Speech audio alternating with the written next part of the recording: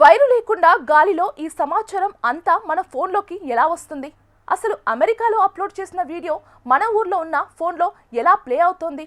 దీని వెనుక శాటిలైట్లు ఉన్నాయని చాలా మంది అనుకుంటున్నారు. కానీ అసలు నిజం వేరే ఉంది.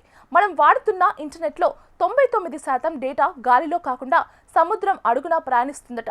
వినడానికి ఆశ్చర్యంగా ఉన్నా ఇది పక్కా నిజం. ఆ గ్లోబల్ ఇంటర్నెట్ వ్యవస్థ ఎలా పనిచేస్తుందో తెలుసుకుందాం.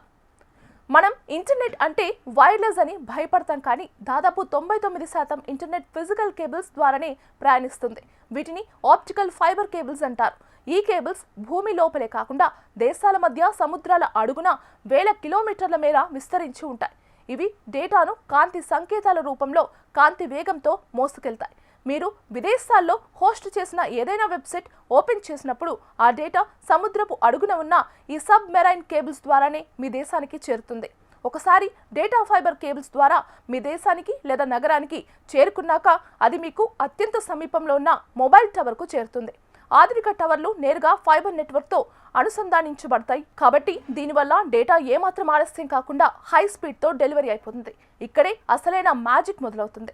మొబైల్ టవర్ ఆ డేటాను రేడియో తరంగాలుగా మారుస్తుంది. మీ ఫోన్ ఆ తరంగాలను రిసీవ్ చేసుకొని తిరిగి